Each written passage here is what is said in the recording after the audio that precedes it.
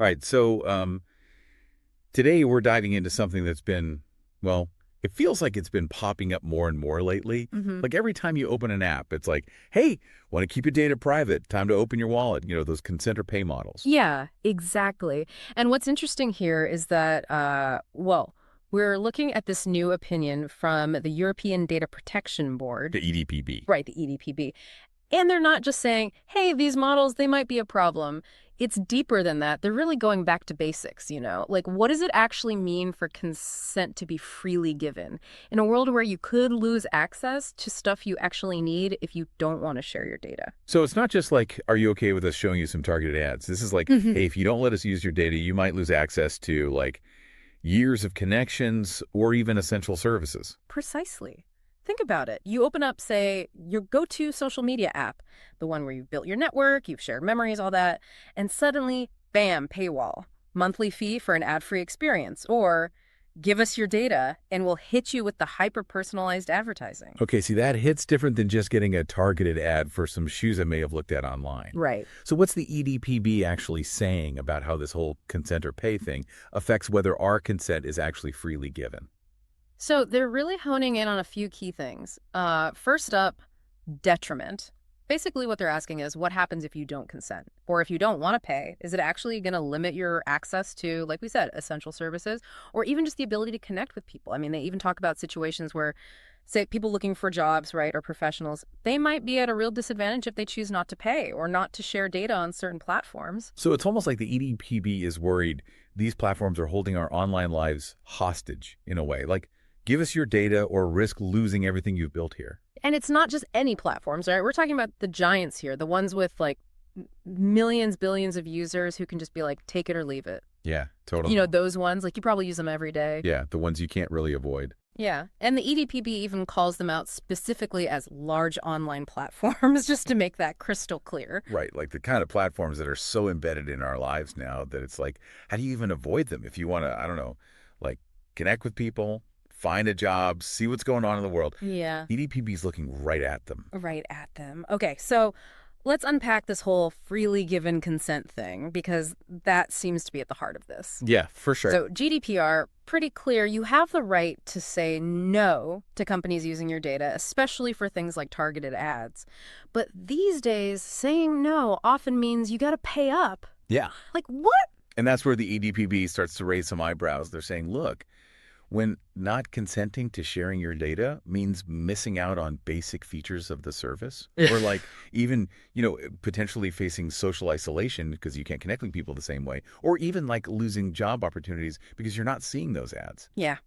That doesn't exactly sound like a free choice, does it? Yeah. It's like they're saying you can have this basic gym membership, but if you want to take the like spin classes, you got to give us all your data. Exactly. And it just feels kind of icky. It feels kind of wrong. And to make things even more interesting, the EDPB also says that even if a company offers a cheaper plan without the data demands, it still might not be enough. Oh, really? Yeah, like they're hinting that maybe, just maybe, platforms should be offering a genuinely free version. So Right. like maybe it has less intrusive ads or no tracking for certain purposes. Okay. That way you've got an actual third option. It's not just your data or your wallet. So it's more than just offering a cheaper alternative. It's about making sure the free option isn't like a punishment. Right. Like you're not like missing out on stuff just because you don't want to share your data. Yeah, you're not being penalized for protecting your privacy. Okay. The EDPB, they keep using this phrase, genuinely equivalent, which is Oh, interesting. what does that even mean? Yeah. Well, basically they're saying the free version can't be some like watered down experience. It has to be comparable to what you would get if you did share your data.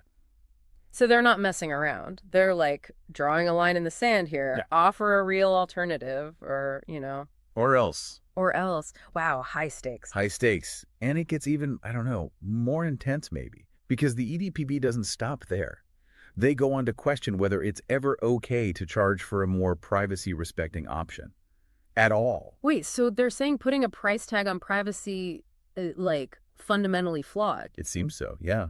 They're basically arguing that you shouldn't be able to buy and sell personal data like it's some kind of commodity. Right. Your rights, especially your right to privacy, shouldn't depend on how much money you have. Okay. The EDPB even uses this very specific legal term. It's, Is it dominant position? you got it. Nailed it. Yeah. See, they're concerned that these consent or pay models play right into this power imbalance between users and these massive companies. It's like, even if a company isn't technically dominant in like the legal sense, they're worried these models can still make users feel trapped. Trapped. So it's like they're saying it doesn't matter if you can legally get away with it. What matters is if it feels like you have a real choice. Exactly. And right now, for a lot of people, it doesn't. Not really. So what happens if a company does want to charge a fee? Like, are they just out of luck? Not necessarily. Mm. But it sounds like they better have a good explanation ready, Right. because the EDPB is really emphasizing the importance of an appropriate fee, if a fee even exists at all. Okay, so what makes a fee appropriate in the eyes of the EDPB? What are we talking about here? Well, it's tricky because they don't exactly give us a checklist or anything, which I guess makes sense because every situation is going to be different, right? Yeah. But they're definitely like looking for fairness. It's got to be a genuine choice. Mhm. So like they're saying the fee can't be so high that it basically forces people to hand over their data because they can't afford the paid version. Okay, so no super exclusive, like, privacy tiers that only the ultra wealthy can afford. Right. And everyone else is, like, stuck with the data tracking version. Yeah, exactly. It's about making sure the fee doesn't like undermine the whole point of freely given consent in the first place. Like the EDPB seems to be saying, hey, if you're going to charge, you better be ready to explain why that specific fee is fair and doesn't put people in a tough spot. Yeah, it's almost like they're saying we're watching you, Yeah. and we're not afraid to call you out if you try to pull a fast one. Yeah, they're definitely sending a message. Which makes me wonder, like, how will the data protection authorities actually decide what crosses the line? That's the really interesting part, right? Mhm. The EDPB basically says it's up to those authorities to decide on a case-by-case basis. Mhm. Yeah, so users aren't just like left to fend for themselves. There's someone who's supposed to be looking out for them. Okay, that's good at least. It's like having a ref on the field, you know, Right. making sure everyone's playing by the rules, even if those rules are still, I don't know, kind of being figured out. Yeah, exactly. It's a work in progress. But even if a platform does jump through all these hoops, right?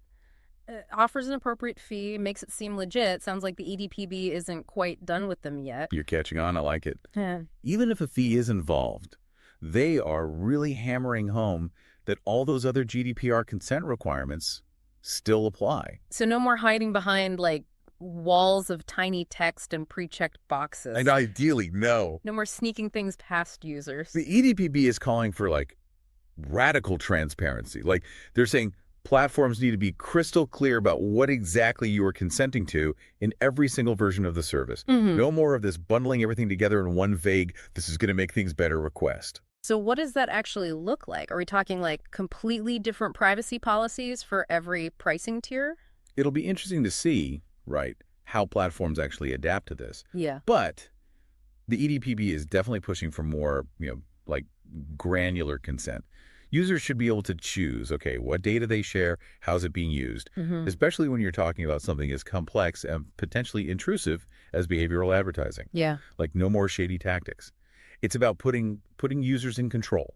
Okay, so informed and specific consent. Basically, no more, if you want to use our app, you got to give us the keys to your entire digital life. Pretty much. But there was one more thing that GDPR was really big on, right? The right to withdraw consent. What did the EDPB have to say about that? They touch on that too. They're like reminding platforms that, hey, users should be able to withdraw consent as easily as they gave it. Make it easy. Yeah, like no crazy convoluted processes, no hidden hoops to jump through, just a clear, straightforward way to, reclaim control of your data. Because, let's be real, who actually remembers what they consented to? Like 6 months ago. Exactly. Out of sight, out of mind. Exactly. Did the EDPB say anything about how often platforms should be reminding users about what they've consented to? Because I feel like just as I've forgotten what I've agreed to, bam, another consent pop-up. It's so true. It's never ending.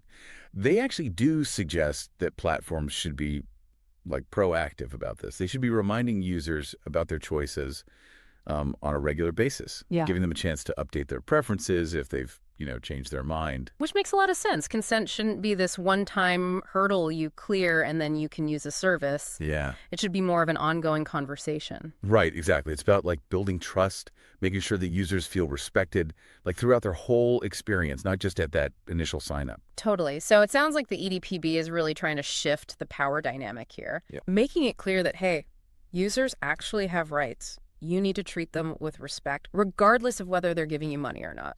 They're trying to close that gap between what's like technically legal and what actually feels fair Right, and ethical. right. And that brings us to what might be the most important question of all. Which is, Do you think the EDPB will actually be able to enforce any of this? that's the million-dollar question, right? Right. This opinion sends a very strong message, but will it actually change anything? Right. Like, will it actually translate into real change? Yeah. And that depends on, a couple of things like how effectively is this thing going to be enforced and how are companies actually going to respond? Because let's be real, some companies might just see this as a bunch of legal jargon and try to find loopholes. Oh, absolutely. There's definitely a risk that some companies are going to be like, how can we interpret this in a way that, lets us keep doing what we're doing Right. rather than actually making meaningful changes to prioritize user privacy? Right. So what's the solution then? What needs to happen for this to actually make a difference? Well, I mean, for starters, users need to know what their rights even are. Right. They need to understand what's at stake here, because the more people who are like aware of this stuff and demanding better privacy practices, the more pressure it puts on these companies to actually listen. So knowledge is power. Yeah. If enough people are like, hey, cut it out, Yep, pushback. companies will have no choice but to adapt. Exactly. It's a collective effort, but it's not just on users. Data protection authorities, they have a huge role to play here. They got to actually enforce GDPR, hold these companies accountable. We need to see action, not just strongly worded statements, Yeah, it's like you were saying before. It's great to have the ref on the field, but they got to be willing to call out the fouls Exactly. and hand out penalties when necessary. Yes. And then on top of that, there's the role of technology itself. We need to see more innovation in privacy-enhancing tech, like stuff that can actually help companies protect user data. Yeah. By design. So it's kind of like a multi-pronged approach. Yeah. Empowered users, Yes. vigilant regulators, Yes. and businesses that are actually willing to use this new technology. Exactly. It's complicated, obviously, Okay. but with the right combination of pressure and innovation, I think we can get there. Yeah. We can move towards a future where privacy isn't a luxury, it's just expected. Yeah. It's a fundamental right. It should be the default. Okay, so to sum it all up, it sounds like what you're saying is the EDPB is basically saying, look, these consent or pay models, not necessarily illegal, but you are walking a very, very, very thin line here. Yeah, be careful. Platforms really got to make sure that they are not exploiting users and that the choice they're giving is truly free. Free, fair, transparent. All of it. All the things. And if they can't do that. Well, like we were talking about. Yeah. There could be consequences. Like what? What are the consequences here? Well, for starters, they could be facing some pretty hefty fines from data protection authorities. We talking like millions of dollars, billions. Potentially, yeah. Yeah. But it's even more than that. Think about their reputation. Oh, right. That's huge. Because in the digital age, that's like everything. Exactly. One viral tweet storm about shady privacy practices, and that's it. Yeah, it's over. Damage is done. They're done. And then on top of that, you've got the potential for actual legal action. Yeah. From individuals, from consumer groups. Right. So the stakes are pretty high. So if I'm a company using one of these models right now, Yeah. I'd be sweating a little bit. Maybe just a little bit. I would say if I were them, I'd be taking a very close look at this EDPB opinion. Yeah. Seriously, consider if my practices are actually lining up. You might even want to call a lawyer. Probably not a bad idea. Just to be safe. Better safe than sorry. Now, before we wrap things up, I want to go back to something you mentioned earlier about this opinion focusing on, large online platforms, which makes sense. They've got a lot of power. But it makes you think, like, what about the smaller companies? The ones that aren't, like Facebook or Google, but they're still collecting our data. They're still using it. Should they be held to the same standard? It's a really good question. It's kind of like just because you can do something doesn't mean you should, right? Right. Like even if a smaller company isn't as big as one of the giants, a bad consent experience is still a bad consent experience. Whether it's coming from a tiny company or a huge one, it's still not okay. Yeah, and let's be honest, a lot of those smaller companies are basically just copying what the big guys are doing, hoping we won't notice. It's true. They think they can fly under the radar. Yeah. But this opinion from the EDPB, it's like a good reminder that, look, size doesn't matter. You don't get a free pass just because you're small. Right. Those GDPR rules, they apply to everyone. Doesn't matter if you're a multinational corporation or like a local startup, you got to play by the rules. So it's not just about like taking on the Goliaths. It's about making sure everyone in the game is playing fair. Exactly. Right. Because at the end of the day, it's your data. Yeah. It doesn't matter who's asking for it. You get to decide how it's used. And you deserve to have that choice respected. Big company, small company, it shouldn't matter. It's about setting a new standard for how we think about data, how we interact with these services online. No more shady stuff, no more taking advantage. Right. Look, it's not just about following the rules because you have to. It's about actually believing in it, respecting users, respecting their privacy. It's got to be more than just a box you tick. Yeah, it's got to be genuine. Well, we've covered a lot of ground today. This EDPB opinion has given me a lot to think about, I'm not going to lie. Me too. It's a lot. It feels like this whole conversation about data privacy is like shifting. And companies, they got to adapt if they want to stay on the right side of, well, the law, but also their users. It's a crucial moment. Like the decisions they make now, Yeah. they're going to have consequences for years to come. Yeah, big time. So, as always, I guess we're left with more questions than answers, maybe. Always. But hopefully everyone listening, you've learned something new today. You've got some new food for thought. Yeah. And hopefully you feel a little more empowered to, stand up for your privacy, demand better from the companies you interact with every single day. Yes, 100%. You have a voice, use it. All right, thanks for joining us for this deep dive. We'll catch you next time. All right. So today we're diving into something that's been, well, it feels like it's been popping up more and more lately. Like every time you open an app, it's like, hey, want to keep your data private? Time to open your wallet. Those consent or pay models. Yeah, exactly. And what's interesting here is that, we're looking at this new opinion from the European Data Protection Board. The EDPB. Right, the EDPB. And they're not just saying, hey, these models, they might be a problem. It's deeper than that. They're really going back to basics, Like, what does it actually mean for consent to be freely given in a world where you could lose access to stuff you actually need if you don't want to share your data? So it's not just like, are you okay with us showing you some targeted ads? This is like, hey, if you don't let us use your data, you might lose access to, like, years of connections or even essential services. Precisely. Think about it. You open up, say, your go-to social media app, the one where you've built your network, you've shared memories, all that, and suddenly, bam, paywall. Monthly fee for an ad-free experience, or give us your data and we'll hit you with the hyper-personalized advertising. Okay, see, that hits different than just getting a targeted ad for some shoes I may have looked at online. Right. So what's the EDPB actually saying about how this whole consent or pay thing affects whether our consent is actually freely given? So they're really honing in on a few key things. First up, detriment. Basically what they're asking is what happens if you don't consent? Or if you don't want to pay, is it actually going to limit your access to, like we said, essential services or even just the ability to connect with people? I mean, they even talk about situations where, say, people looking for jobs, right, or professionals, they might be at a real disadvantage if they choose not to pay or not to share data on certain platforms. So it's almost like the EDPB is worried these platforms are holding our online lives hostage in a way. Like, give us your data or risk losing everything you've built here. Yeah, it's a really high-stakes decision to be facing, right?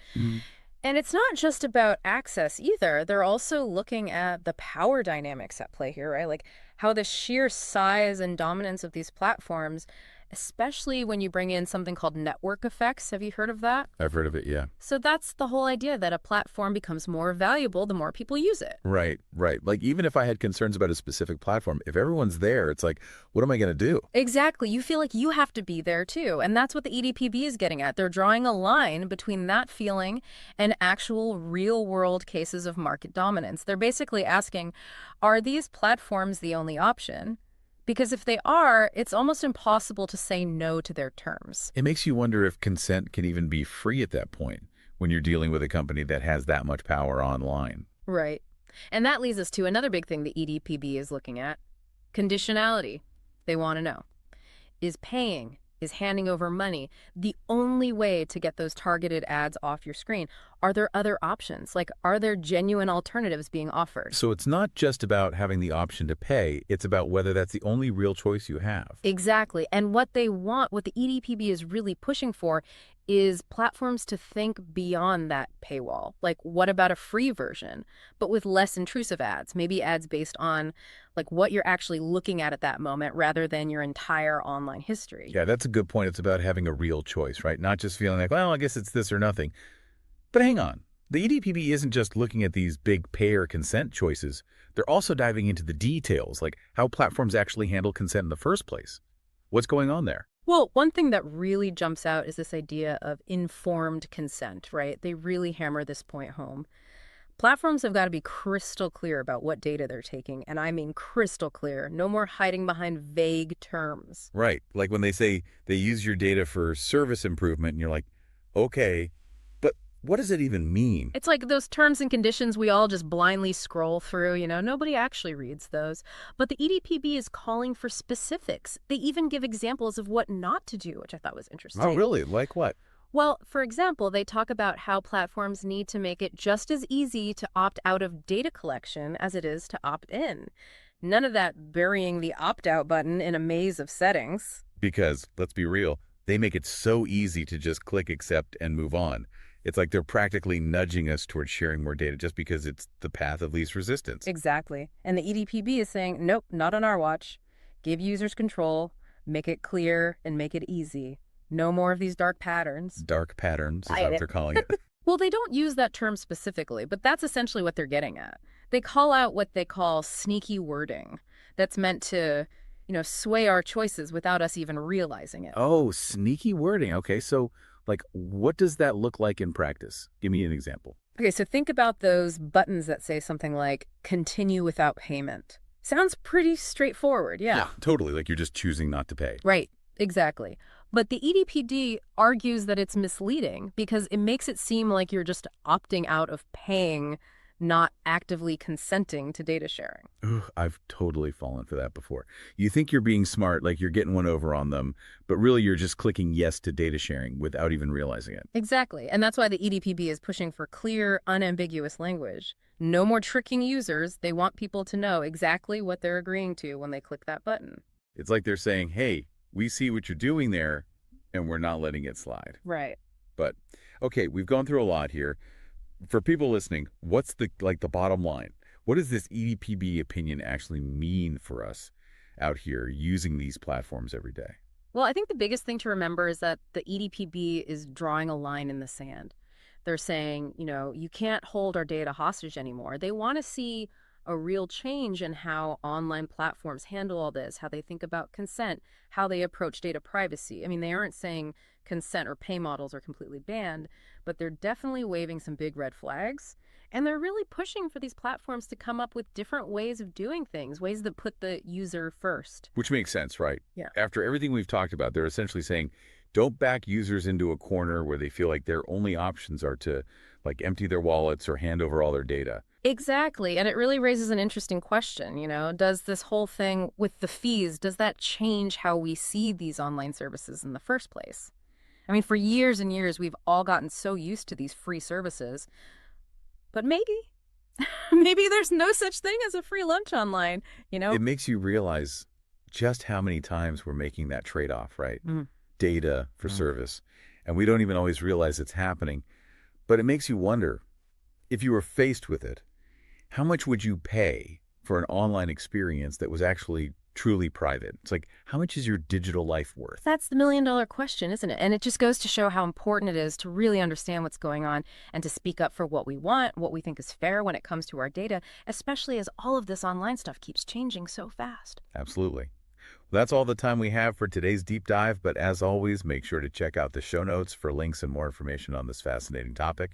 Until next time.